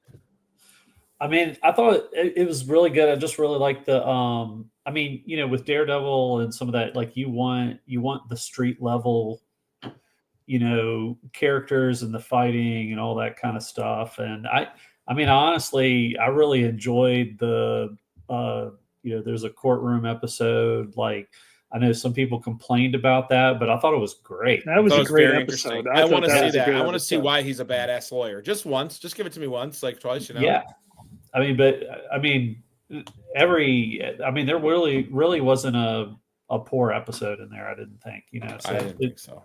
They either was like good character building or really good action, or but yeah, very solid return, coming out of Netflix. Yeah. It was called Born Again, right? I mean, they couldn't just leap back into Daredevil and Kingpin. I thought they did a very good job of the juxtaposition of those characters throughout those first few episodes of them just, oh yeah, we're straight laced, and then just slowly tipping. Yeah. So do they get caught up in the void? That's like with the Thunderbolts. Like what happens there? I think they're separate, right? Like they only mentioned. Did they mention the blip in the Daredevil Netflix series? I can't remember. They mentioned event or something like that. It's definitely mentioned in like Hawkeye or whatever. Like because you see Daredevil or Kingpin and Hawkeye, or it does come up in one of those other series. Yeah, and in the first season of the Netflix show, Ben Urich's office did have like an old newspaper, and it had the headline about the Battle of New York or something like that. So it is there. They just don't call it the blip or the decimation. I think that's its official name or something. Gotcha. I just read the Devil's Reign because I'd heard that some of that stuff might be used for the next, and I could see how they'll do that in Daredevil the next season. But obviously, they're not going to bring in the Fantastic Four. They're not going to bring in Spider-Man. There's different stuff that I don't think they can use. But it'll be interesting. I mean, listen, I'm from a time, guys, I think a lot of us grew up, 89 Batman showed us Batman can be dark after the campy 66. We had Howard the Duck. We had some really weird comic book movies back in the day. Spawn in the 90s was revolutionary for us because it was another like an indie comic character coming to life. And then Blade really saved the Marvel universe in a lot of ways. So like anything that comes out, like just I'll go have fun, Blessed. Yeah. Lucky. Right. Exactly. Weren't they planning on taking the direction of the show in like more of like a campy space? Wasn't it supposed to be like some like night court drama or like comedy for show? Daredevil? Yeah, for Daredevil. It was supposed to be more courtroom drama. It was like Ally McBeal. Okay. Yeah, courtroom comedy. Okay. And they were like, Kevin Feige saw it. Was like, no. You weren't supposed to see Daredevil being Daredevil for like 4 or 5 episodes. The original, it was all courtroom to start. And I think Charlie Cox and D'Onofrio saw it, and they were like, we can't, no. Well, Punisher, the guy who plays Punisher was like, I'm not going to do it. He was just like, he walked out. He walked out. He's like, I won't do it. Yep. But I think they did Punisher right by the end of it. There's Moon Knight right there. Yeah, we can see Moon Knight. What's up? All right, round 4. We're still in round 4. I just went, so we're gonna go with Adam next. What do you got? After Fantastic Four number 2. Jeez. Yeah. Well, let me show some. I have some original art. Yes, that's totally welcome. So this is from. There was a one shot that was done. They've done a couple of them now that are called Timeless, from Marvel, and probably two of my top 3 favorite villains are on this page. And so it's got Dr. Doom fighting Kang, and I just thought it was really cool. It's Mark Bagley. A lot of you know from Amazing Spider-Man, and this is the pencils. So this is like his original thing. But holy crap! Yeah, wow. It's really kind of cool. I don't think you'll ever be able to see it, but there are little pinholes where he put a compass on this to make like circles for the pen, which is really cool. I just love process stuff, but that's you get some, if that's coming through a little bit, but that's Doom and Kang. And I got this page. The next page after this had what happens next is kind of like Kang actually takes down Dr. Doom. Holy crap. And so Dr. Doom's my favorite. So I was like, I can't have that page. I got to have the one where they're just like at battle with each other. So, but yeah, I have a few different Mark Bagley pages. I have a Fantastic Four cover that he did. And I have, like another Brandon, you probably like it. It's a Fantastic Four page, but it's like where they all turn into monsters and like the Thing becomes this like mud creature kind of thing. I just got that book. I found it at a flea shop, and Sue Storm becomes Man-Thing. Yeah. So I have that page that has all the transformation stuff in it. Which are is you pretty serious? Cool. Yeah. Who are you? Who are you?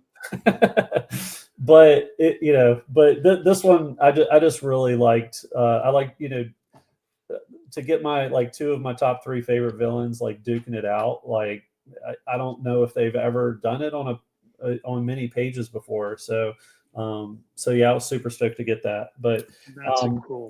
And Mark Bagley stuff is not very expensive at all. So Bronze Age Nerd, I don't know if you guys know his YouTube channel. Good friends with Big McFly. He just bought a piece of Bagley OA on eBay, and then they reached out and they're like, "Sorry, we already sold it." Oh man, so bad, yeah. But they're looking through their stuff. They think they can hook them up. But Dr. Doom and Kang, that's hot. Yeah, just cool pages, but yeah. Well, I don't want to play anymore. Nothing, man. I welcome original. You just dropped the mic. Bring a little heat, so yeah. Yeah, no, that's fun. All right, Jeff, Outerworld Comics, buddy. What do we got? Well, I'm going to show off Doctor Strange 180. I love that cover. It's one of my favorite covers, which I didn't know. I'm really into. Before I got back into comics, I was way into music. So, seen Fish, the band, like 185 times. I've seen the Grateful Dead a bunch of times. So, my background a little bit is certainly in like my vinyl collection. I have a lot of psychedelic rock, so I like the psychedelic 60 era and moving forward into German krautrock and ambient music and stuff. That's I move in that direction into the psychedelic kind of realm. So Ditko's art here on Eternity, and when I had a second stage of collecting, I got into Annihilation Conquest or Annihilation Event, which then goes into Annihilation Conquest. So I like anything kind of Marvel Cosmic is my jam. I would say it's like my second most collected thing below my number one, which I'll get into later. But I like anything Marvel Cosmic. Eternity's the coolest, and I just love that cover. And I was doing a little research, and I didn't realize that the original cover for this issue was actually lost for like 40 years. No way. And so so what they did is they took this from Strange Tales. Yeah, I wrote it down. Strange Tales 146, and just superimposed it on this New York City from another Doctor Strange issue. So that wasn't even the original issue. They kind of like put it together, but Ditko is the man when it comes to some of that OG kind of psychedelic 60s, early 70s artwork that I really love. And this cover to me is pretty iconic. So I don't have a lot of his art, a lot of his comics from this era, but it's certainly stuff that I'm trying to move towards. I keep buying like $10 comics, or $10 comics I buy for $1 or whatever. I'm filling my collection with that kind of stuff. But eventually, I'm going in this direction where I'll start getting some good Ditko stuff. But anyway, I love this cover. I think it's amazing. I love Eternity. Popped up in Thor, the third Thor movie, which was interesting. But he did make an appearance. Thor. It was a little too goofy, but it wasn't horrible. I mean, again, like to your point, any Marvel movie to me is still a great time. I'm happy to watch them. If I sit down on my couch and have a beer and watch them freaking Marvel characters come to life, who cares? Yeah. So anyway, there you go. Doctor Strange 180. Love that cover. All right. Dynamic Duo, what you got? Oh, me? Okay. All right. Jason, this is one I scurried and in my Roman grabbed here. So this is, since it's WrestleMania weekend, might as well just show this hilarious Ric Flair comic that I picked up. This was done by Tyler Kirkrum. I have no idea what this series is about. I just thought it was funny. I picked it up. Ridiculous amount of blood. So Jay and I have discussed maybe doing like a game on our show where like one person guesses what the story is just based off of the cover. And I think this would probably be a good contender for us. Just see how close the other person can get. So he was the Nature Boy, right? Ric Flair was the Nature Boy. Yep. Who had it better? We had the best wrestling back in the day. Come on. Absolutely. Ball, so I was wondering if he did a bunch of cocaine and it's very possible. Yeah, they're right. Class Collector. They love your backdrop too. So I'm not the only one. Thank Everyone you. in the chat, again, go sub these guys up. All these channels, links in the description. Yeah. Speaking of editing, by the way, Colossus Collector, I noticed is on here. You just mentioned him. His editing is next level. Did you guys see his I X-Men really love unboxing his- when he got Yeah, X-Men it was 1? incredible. Yeah. The first few, actually, Ryan started right after I did, and I started YouTube, and then Ryan joined in. I called him in my pledge class, and his first video that came out had this insane editing, and I was like, well, I can quit now. That's it. I don't need to do this anymore. He's very good. Yeah, I like it. Absolutely. I like it. Yeah. All right. So another book that I have is this is not the one that I'm going to show, but it's just to exemplify something. You know, remember when we first started, I said that, you know, growing up in a different country, we consumed comics in a different way. So this is just to exemplify how some comics got to us in Ashcan. This is a very, you know, unmemorable copy of Superman 346. Came out in the U.S. in October of 1991, but didn't get it in Mexico until December of 1982. So a year and a month later. And it was very Ash size, you know, the whole Ash can size thing. So in order to keep us busy, what people had to do is we had to come up with our own superheroes. So this is a Mexican hero called really Kaliman, which actually started like a radio show in 1963 and then turned into comics and then turned into a couple of movies. So what this guy is you can see he looks very Superman-y. You know, the physique, the muscles, and he's got a sidekick. So Barry, Batman, and Robin. It's like it's a perfect amalgam of all these superheroes from the U.S. built into a Mexican hero, and he is the seventh man in the Kali dynasty. Kali is a goddess in Hinduism. I'm not going to pretend that I know my Hinduism or Shaktinism. And he's a descendant of the pharaohs. His sidekick is called Solin. And together they fight evil. He doesn't have weapons. The dagger, he says, is just part of his attire, but he never uses it. The bloodiest weapon that he'll use is actually like a blow dart gun. And it has, you know, tranquilizers. That's his weapon of choice. And if you look inside, it's not even colors. It's all, you know, that sepia tone kind of printing. But yeah, this is what we had to entertain ourselves with. And here he gives you lessons. I think there's a saying there about treachery and you have to be a good guy. But, you know, the cover is crazy. He's fighting evil skulls and skeletons and Love it. has Celine under his wing. And it's very, very, takes again for a lot of U.S. comics. Hopefully that'll focus. But you can see there's a woman very Sheena-like, or Shana, if you follow Steranko, in the pages. And yeah, so I grew up reading this stuff, and it's actually great. So if you want to practice your Spanish, I'll let you borrow some of these books. I was going to ask what language it is. So it's in Spanish. Yeah, it's in Spanish. So, and his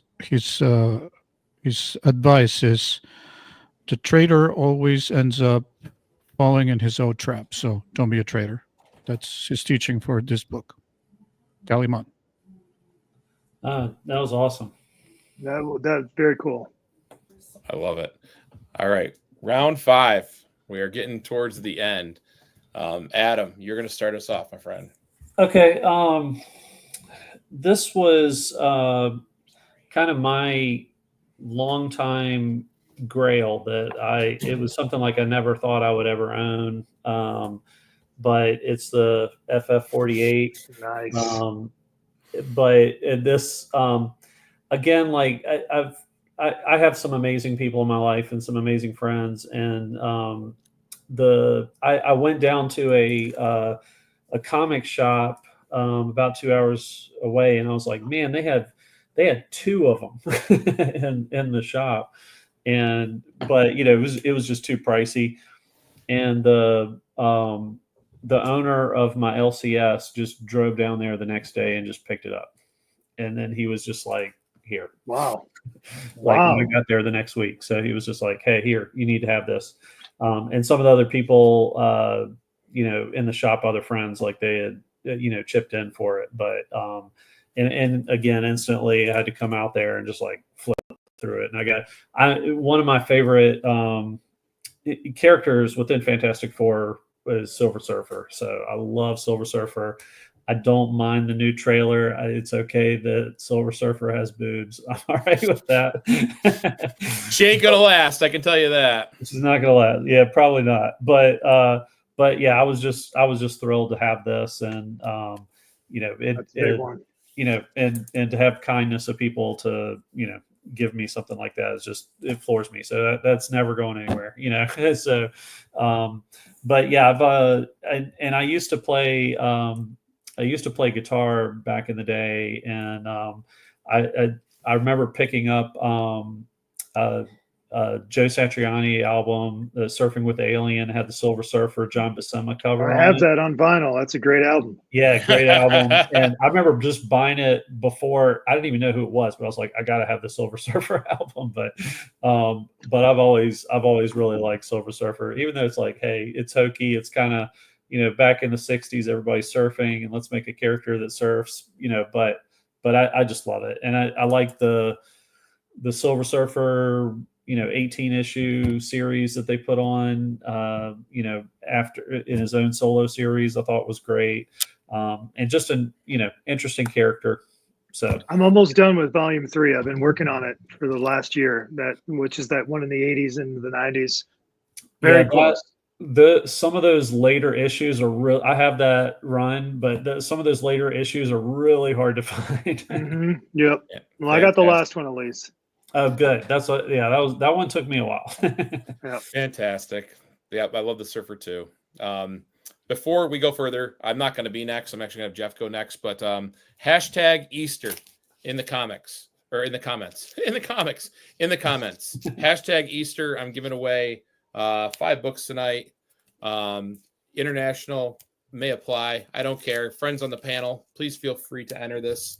I'd like to have more than 2 entries this time to cipher through. So hashtag Easter, and I'll run it through. I'll let people comment for a bit while we keep showing books before we end the show. So hashtag Easter in the comments.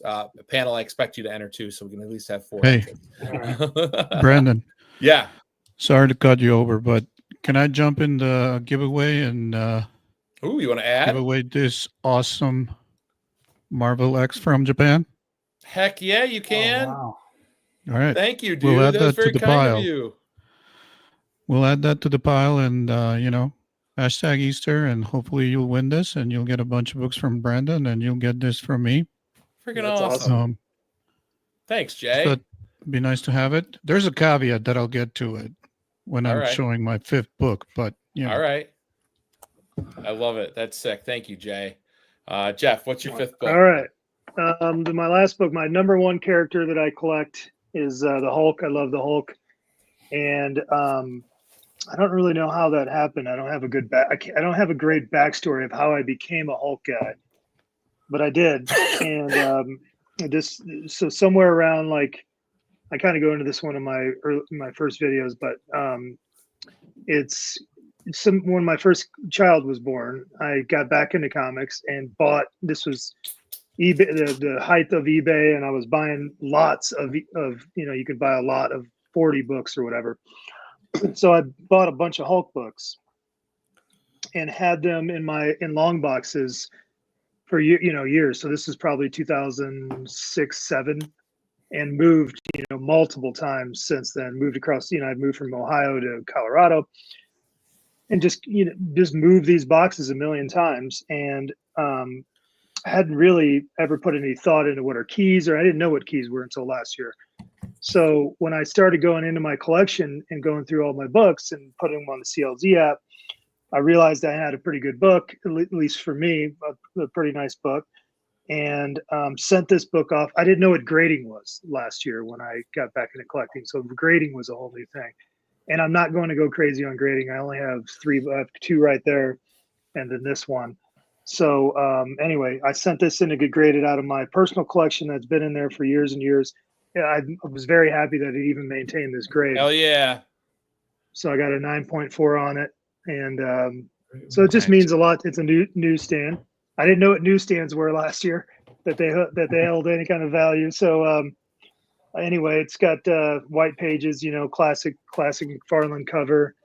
But yeah, this just means a lot to me, just because I just think about the fact that I bought. I know I didn't pay a lot of money for those lots back then. I don't know what the value of comics were back then, but I didn't have a lot of money to spend.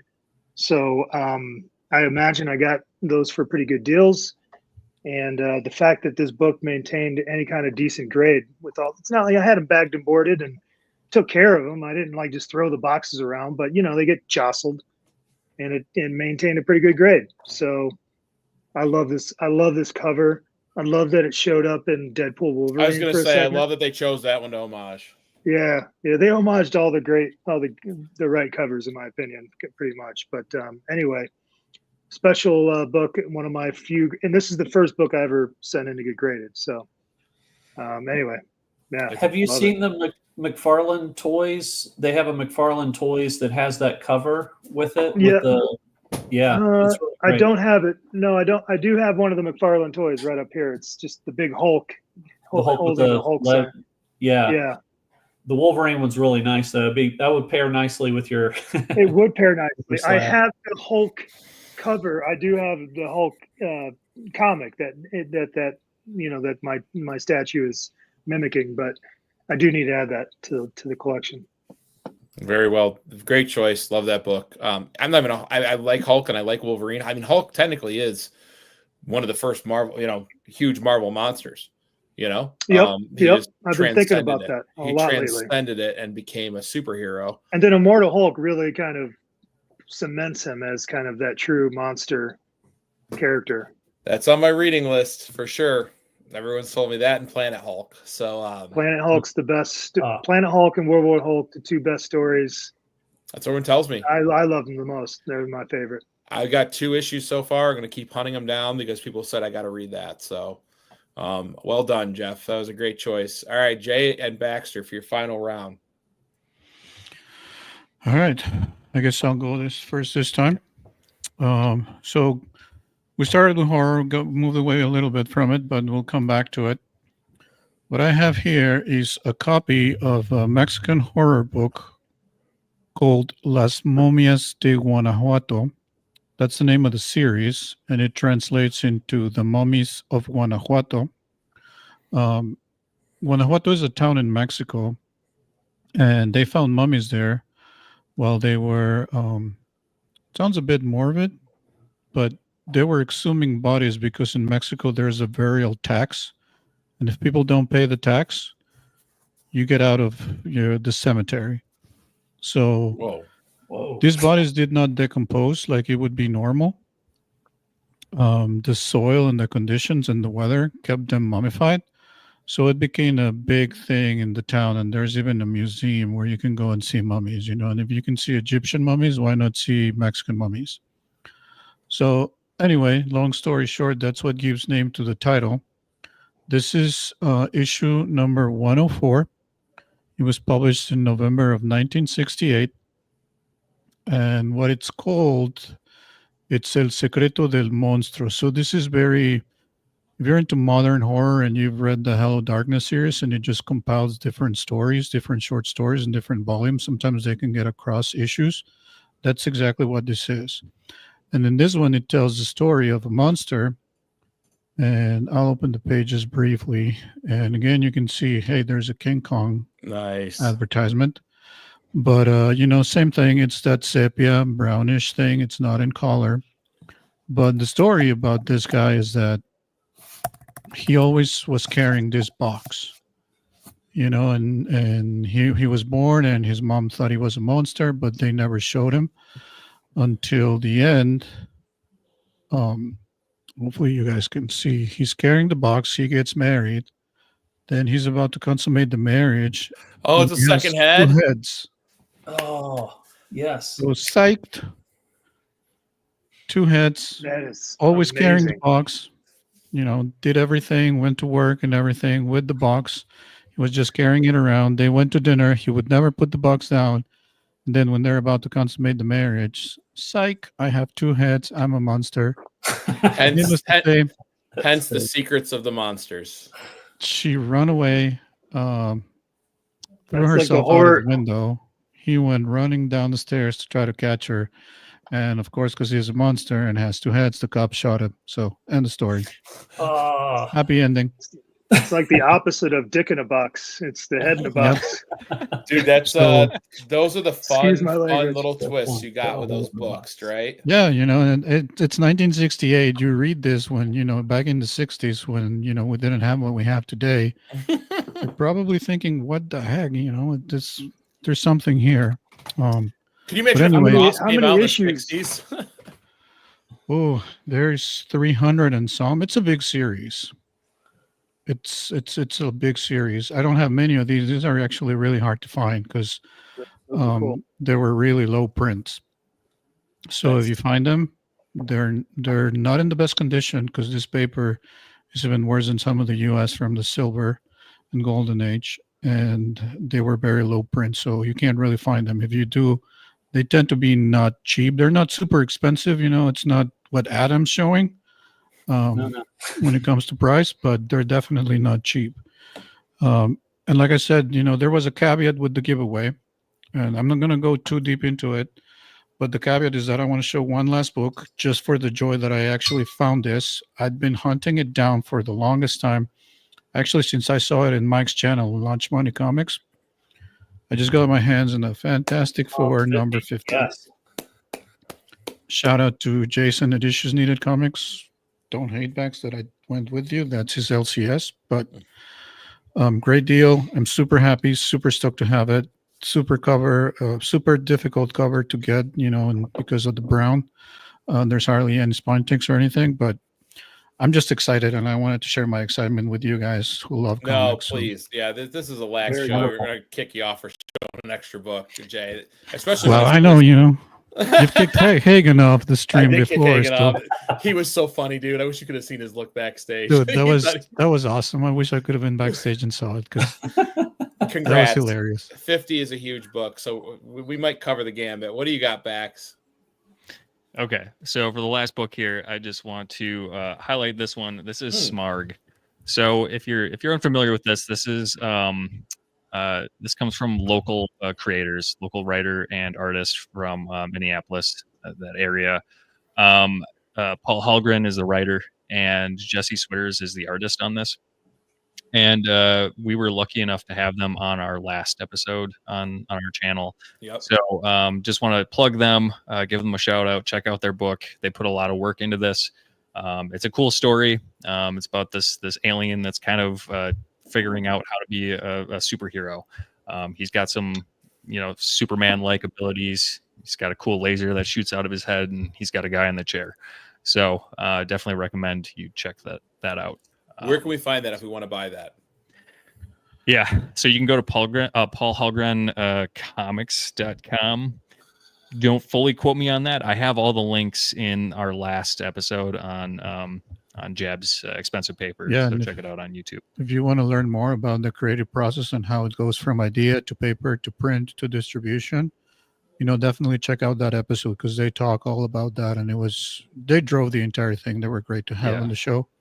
But it was very insightful to see how it goes from an idea in somebody's brain to a book in somebody's hand. So I think it's important for people to be hosting people like that. I really hope we can do that more and just provide that platform for upcoming creators. But yeah, I was at my LSE yesterday, and they had the Smart Comics up by the register, and I was like, "Oh, you guys selling a lot of those?" And he said, "Yes, this is actually we've had to order more." So it's pretty happy to hear. Awesome. That makes me so happy, and now I'm gonna go look it up because I've been reading. It's like my last video. I've been reading a ton more modern comics. So anyone that's putting out a good story, and yeah, it's so important. I don't care what your content of your channel is, whether you're doing haul videos or unboxings or to like just every once in a while highlight a creator or creators. I think is just a great thing. And I saw you guys did that video, and so yeah, everyone in the chat, go watch that freaking video and find out about Smarg, and then you can buy it yourself. Issue 2 is coming out. I was going to ask you how many issues were out. Yeah. So that was the first one, and then issue 2 I think is coming out soon, like this 2 spring. weeks. Yeah, 2 weeks. So we'll keep you guys posted in the channel and our Instagram page. I think we'll have them back for another interview so that they can talk about issue number 2. And I think they have 5 issues planned for this run, but there's definitely more coming. So who publishes it? It's called Snow Day Press. It's local to Minnesota. Yep. Awesome. Fantastic. Snow Day. Fitting. We're over it. Well, you know all about that, my friend. I freaking hate it. All right. Well done, guys. All right. So I was going to show off. First of all, let's run this giveaway. Everyone did #Easter. I'm going to start collecting comments. I got 9 entries. I'm running the giveaway tool right now. Kindly, another book coming from Jay, a Japanese book, which is freaking sweet. And the winner is JSS Brooklyn. Love seeing that. Congratulations, nice. JSS. I have your address. If it's okay, I'm going to share it with Jay so we can get your stuff shipped out ASAP. But congratulations, JSS. You won this giveaway, dude. So yeah, the last book, it's funny. We're going to round this out. I had FF48 pulled. I was going to show my copy of FF48. Sorry. and Adam showed it. And I was like, okay, well, I'm not going to show that now. And then Jay busts out 50. Awesome. Not going to show that now. You're welcome very much, JSS. So let's round it out with 49. Nice. Probably my 2 favorite covers from the Silver Age are this and Silver Surfer 4. The composition of this cover, and I am so glad people are talking about busting on the Silver Surfer and stuff for being a female and all this stuff and he's not a cloud, guys. We're getting the actual Galactus. He's not a cloud. He looks imposing. He has the helmet. He is going to be badass. And I think they're alluding to it. I think we all know that I don't think this world's going to exist. I want a villain to win. Thanos won in Infinity Wars. We figured it wasn't permanent in some way, but I like seeing when a villain wins, even if it's temporary. So I want to see Galactus get his due diligence and win. It's only a 2.0, but, I get what I can. I buy what I can. I actually traded a pre-code horror book for this over a year ago that I wasn't in love with. And it has the custom label. I like when the label goes cool. With the cover.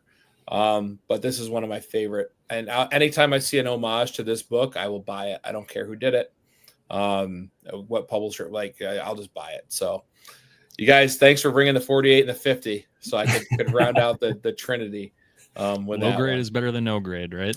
Yeah, I'm a huge subscriber to that. People say no, that's not true. Bull.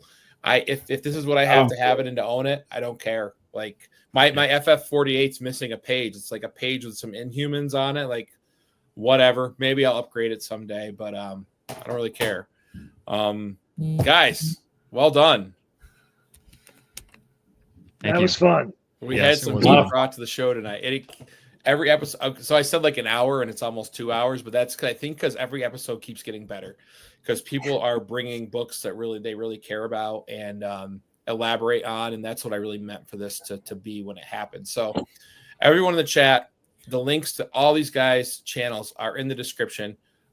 Congratulations to JSS for winning the giveaway. I'll reach out to give Jay your information. If you're watching on the rewatch, go sub these channels. I want to see Jabs at 100 by the time I wake up tomorrow. I'm going to be demanding about that. Outerworld Comics at 210 and Adam at 49. Pump them up, guys. Let's show the community love. And before we get out of here, let's highlight everyone and see what we got coming up. So, Adam, what do you got coming up on your channel, man? I have a plan to try to do a few different artist highlights of some different. I'm very much into I like good stories, of course, but I kind of gravitate a little bit more towards some art. So I thought I'd highlight. I have some episodes planned for highlighting some more unknown artists that just to try to turn some people onto some different stuff. So, and some different creators that are out there. So that's a big thing. I might be hopping onto Big Nasty and Chonko or doing a live stream that I usually am with them on some Saturday nights. But that's it. Hey, that's awesome. I think we all love the art. If you like comics, you like the art too.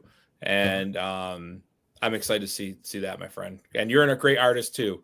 Everyone check out he's sent amazing art to Hagen from Lettuce Comics, Nate from Hall, Lunch Money, and myself. Check out some of their videos featuring his art because he's truly talented.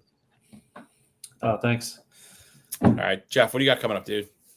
Well, yeah, what do I have coming up? I'm staring at a giant stack of comics that I just recently purchased last weekend or 2 weekends ago. Can't remember, but I need to do a video about that. And then I'm thinking I'm pivoting maybe.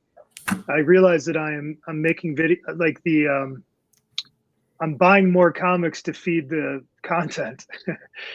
And that can go sideways real quick. I need to actually read some comics instead of just be buying comics. So I'm trying to figure out where I want to go with that, and maybe highlight some stories that are like Annihilation, when I like that, World War Hulk, Planet Hulk.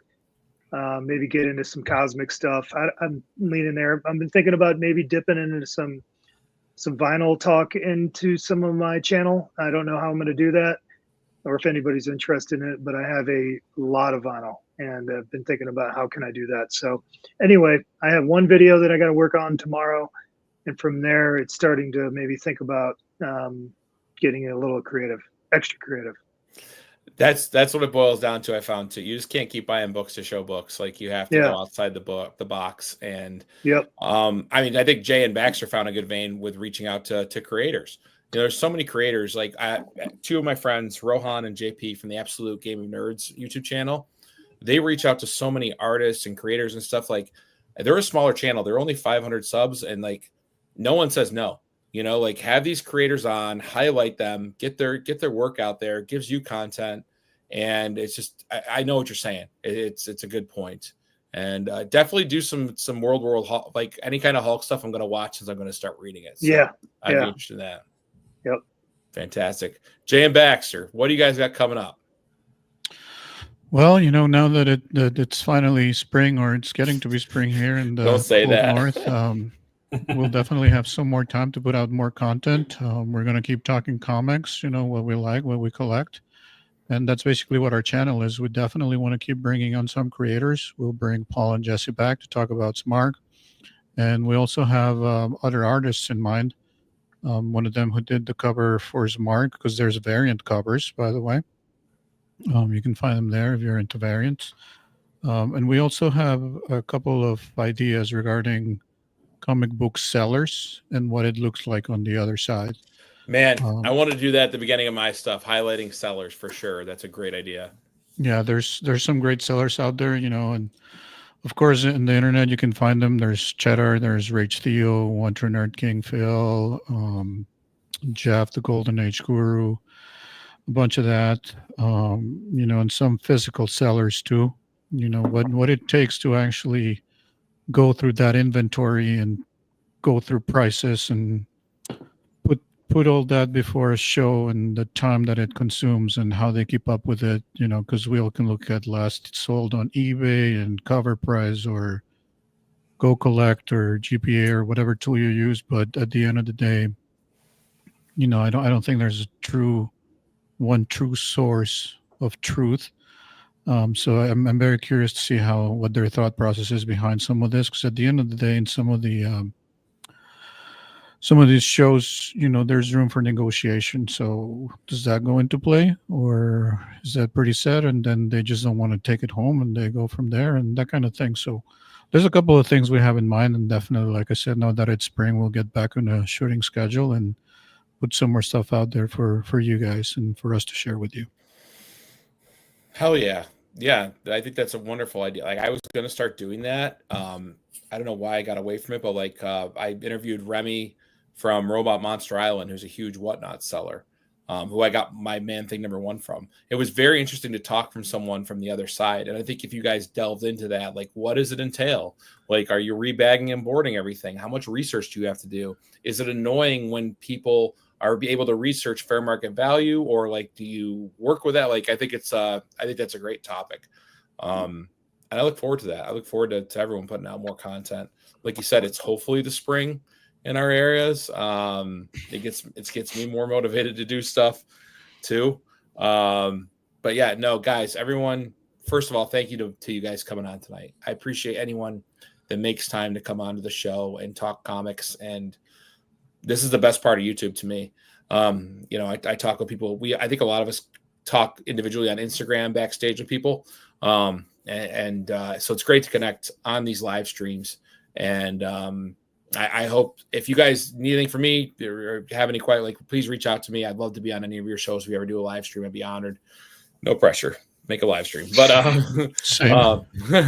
thank you so much, guys, for coming. Thanks to the chat for showing up tonight. Everyone who watched this on the rewind. Again, all their descriptions or the links to their channels are in the description. Please go sub them up. You won't be sorry. You'll love watching them. So I hope everyone has a great. Thanks for the support, Brandon. On your end. Thank you. Thanks for the support. Yeah. You know, Lunch Money supported me from the very beginning, and he always told me, he's like, just keep passing it forward, dude. Like, whatever you can do to like get people out there. We have a very small niche, right? Like, we're not gonna. You have to like do something really special to break through, and then like you watch other channels. Like, I'm a Magic the Gathering fan, and like those channels like hundreds of thousands of subscribers. Like, we're a very niche thing, so we have to share the love as much as we can. But thank you again for coming on. Thank you to the chat for showing up. I hope you guys have a wonderful, safe weekend. Enjoy your Easter tomorrow if you celebrate. I have to go hide Easter eggs in baskets right now. And we'll see you next time, guys. Thank you. Yep. Thanks, everyone. Thanks, everyone. Thanks, everyone. Take care.